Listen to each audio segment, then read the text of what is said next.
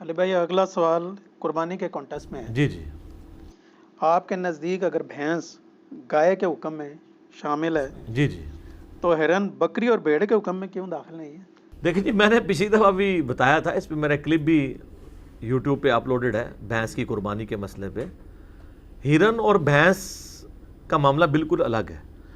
بھینس بہیمت الانعام ہے اس حوالے سے کہ یہ پالتو جانور ہے. ہرن کیا پالتو جانور ہے بکری کی طرح؟ ٹھیک ہے اس کے کھر کٹے ہوئے ہوتے ہیں، وہ بھی مویشیوں میں آتا ہے، لیکن ہرن پالی تو نہیں جاتی سر. وہ تو اتنی تیز بھاگتی ہے کہ ایک بار شیر کو نہیں پکڑائی دیتی. آپ ہرن کو پال سکتا ہے؟ ٹھیک ہے نا. بھینس گائے کے حکم میں اس لیے داخل ہے کہ بھینس بھی مویشی ہے، وہ جو پالتو ہے. اور یہ میری اپنے نہیں ہے، یہ سلف کا اس کے اوپر اجماع ہے. کتاب الاجماع امام ابن المنذر کی کتاب ہے، پہلے 300 سال میں لکھی گئی ہے، جس میں جو مسلمانوں میں اجماعی مسائل ہیں نا وہ لکھے گئے ہیں. اس میں یہ لکھا ہوا ہے، میرا اس کے اوپر اللہ سے کلپ بھی ہے، بھینس، گھوڑا، انڈا، مرغی کے اوپر. اس میں میں نے ویڈیو کے اندر وہ جے پی جی بھی دکھایا تھا کہ گائے والا جو حکم ہے نا، بھینس گائے کے حکم میں داخل ہے. ایون زکوٰۃ جو لی جاتی ہے، کلیکٹ کی جاتی ہے کہ اتنی آپ کے پاس گائے ہوں تو اتنی زکوٰۃ ہے، بھینسوں کا بھی وہی کیٹیگری ہے. یہ چونکہ یہ اس علاقے کا جانور ہے. بھینس تو جناب عرب ملکوں میں رہ بھی نہیں سکتی جتنی وہاں پہ گرمی ہوتی ہے، کیونکہ اس کو تو آپ کو پانی مارنا پڑتا ہے. ایون آپ دیکھیں یہ بھینسیں جو آپ ذبح کر رہے ہوتے ہیں نا، اس دوران مکمل ایک بندہ پائپ لے کے اس کے اوپر کھڑا ہوتا ہے اس کو ٹھنڈا کرنے کے لیے. پھر وہ بیچاری، چونکہ یہ پانی کی بڑی دل داتا ہے نا، بھینس کو گرانے کا، یا بھینس بھی نہیں، بھینس ہی ہوتا ہے زیادہ تر. کٹیاں تو بہت تھوڑے لوگ، جو دودھ دینے والی بھینسیں تو کوئی نہیں کرتا، تو اس کے اوپر مسلسل پانی ڈالتے رہتے ہیں نا، وہ اسی میں خوش ہوتی رہتی ہے. اور نیچے جناب کسائی اس کو ڈال کے کھینچ کے گرا لیتے ہیں. ٹھیک ہے، کیونکہ یہ پانی کے بغیر نہیں رہ سکتی. گائے ذرا سخت جانور ہے ایز کمپیئر ٹو بھینس کے. بھینس بہت نرم مزاج ہے، اس کے تو بڑے آپ کو نخرے اٹھانے پڑتے ہیں. تھوڑا سا مسئلہ مس ہینڈل ہو جائے بیمار ہو جاتی ہے. لیکن یہ لازم بات ہے کہ دودھ اس کا گاڑھا ہوتا ہے، ہم تو زیادہ پسند کرتے ہیں. ویسے میڈیکلی گائے کا دودھ بہتر ہے، لیکن یعنی یہ میں علمی بات کر رہا ہوں. جذباتی جو ڈاکٹرین ہے نا، کھانے پینے میں آپ جذباتیت کر سکتے ہیں. تو مجھے تو گائے کی دودھ پتی کا مزہ ہی نہیں آتا. بھینس کے دودھ کا جو مزہ ہے، اس کی ملائی کا جو مزہ ہے، یہاں پہ آپ جذباتی ڈاکٹرین چلا سکتے ہیں، لیکن اتنی نہ ہو کہ کولیسٹرول آپ کا بڑھ جائے. تو اس لیے گائے کے حکم میں بھینس داخل ہے قربانی کے اعتبار سے. ہرن چونکہ ایک قسم کا جنگلی جانور ہے، اگرچہ وہ مویشی ہے، دودھ دیتا ہے، لیکن بکری کے اس طرح قریب نہیں. بکری کے جو قریب چیز تھی وہ نبی علیہ السلام نے بیان کر دی. آپ کو مزے کی بات بتاؤں، سورۃ الانعام میں اللہ تعالیٰ نے 4 اقسام بتائی ہیں بہیمت الانعام کی: بکری، بھیڑ، گائے اور اونٹ.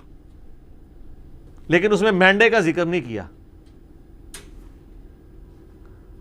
بخاری مسلم اٹھا کے دیکھیں، نبی علیہ السلام تو چتکبرے مینڈے قربان کرتے تھے.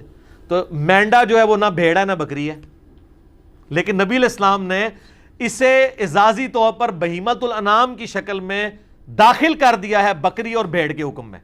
قرآن میں تو مینڈے کا بھی ذکر نہیں ہے سر.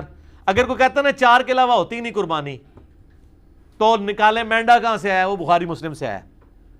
تو نبی علیہ السلام نے کیا معاذ اللہ اس کو چینج کر دیا قرآن کو؟ نہیں، آپ علیہ السلام نے اس سے بھیڑ بکری کے حکم میں داخل کیا. اسی طریقے سے آپ علیہ السلام کے بعد جب مسائل کو سامنے آئے، جب یہ بھینس والا جاموس اسے کہتے ہیں عربی میں، وہ البقرہ گائے کہلاتی ہے، تو جو ایکسپرٹ ہیں لغت کے، فقہ کے امام ہیں، جن کی یہ فیلڈ ہے، کسی ایک نے بھی اختلاف نہیں کیا. اب 14ویں صدی میں آگے چند اہل حدیث اس مسئلے کو لے کے تو گھسیٹ رہے ہیں، سارے اہل حدیث بھی نہیں، اور کہہ رہے ہیں جی جاموس جو ہے وہ پاک تو ہے، اس کا گوشت بھی حلال ہے، لیکن قربانی نہیں ہوگی. بہیمت الانعام تو ان کے لیے علمی پکی ہے کہ پھر آپ مینڈے کو بھی پھر کس طریقے سے داخل کریں گے اس میں. تو اس معاملے میں جذبات آپ کا نہیں دل کرتا آپ نہ کریں. ہم نے تو ہمیشہ یہی کہا ہے کہ آپ اگر بہتر سمجھتے ہیں، یہ نہیں ہے کہ میں نے کوئی بھینسوں کے فارم بنائے ہوئے یا میں بھینس قربان کرتا ہوں. مجھے تو بھینس کا گوشت بھی اچھا نہیں لگتا، مجھے پسند نہیں ہے. اونٹ کا گوشت پسند نہیں ہے. ہمیں تو بکرے اور گائے کا گوشت ہی زیادہ پسند ہے. یہی ہمارے ساتھ، یعنی بچپن سے ہم نے چونکہ یہ کھایا تو اس کے ساتھ ہم فیملیئر ہیں. جیسا کہ بخاری مسلم میں آتے ہیں، حضرت خالد بن ولید کہتے ہیں کہ گو کا گوشت نبی علیہ السلام کے سامنے دسترخوان پہ رکھا گیا اور میں مزے لے کے کھا رہا ہوں اور حضور مجھے یوں دیکھتے جا رہے ہیں. میں نے کہا یا رسول اللہ آپ بھی، آپ فرمائے میرے علاقے کی غذا نہیں ہے. تو یہ مطلب آپ علیہ السلام کو پسند نہیں تھی. حلال و حرام کا مسئلہ نہیں، پسند ناپسند ہو سکتی ہے. اللہ تعالیٰ نے اتنی ساری چیزیں بنائی اس لیے کسی کو کوئی چیز پسند ہوگی، کسی کو کوئی چیز پسند ہوگی. تو ہرن کی کمپیریزن کروانا اس اعتبار سے کہ جس طرح بھینس کو داخل کر لیا، یہ بیسیکلی وہ ہمیں پھکی دے رہے ہوتے ہیں کہ اگر تم نے بھینس کی یا بھینسے کی یا کٹے یا کٹی کی قربانی کو جائز سمجھ لیا تو کل کو تمہیں ہرن بھی ماننا پڑے گا. ہرن کا کوئی لینا دینا ہی نہیں. ہرن کون پالتا ہے؟ وہ تو ٹوٹلی ایک جنگلی جانور ہے، اس کا کوئی اس سے لینا دینا نہیں ہے. ٹھیک ہے جی. اچھا، ایک اور مولانا سے سامنے آئے، انہوں نے کہا جی دیکھیں جی یہ سائنس کی بڑی بات کرتے ہیں تو، اور یہ کہتا ہے گائے جو ہے وہ بھینس گائے کے حکم میں داخل ہے، تو میں اس کو یعنی میڈیکلی پروف کرتا ہوں کہ ان کا آپس میں کراس نہیں کروایا جا سکتا. اچھا، اور پھر ساتھ مثال دیتے ہوئے وہ کہتے ہیں جناب دیکھیں آپ، گھوڑے اور گدھے کا کراس ہو سکتا ہے، خچر بنتا ہے نا اس سے، تو اس کی فیملی تو آپ ایک کہہ سکتے ہیں. تو چلیں اگر یہ بات مان لیں تو گدھا تو حرام ہے، گھوڑا حلال ہے.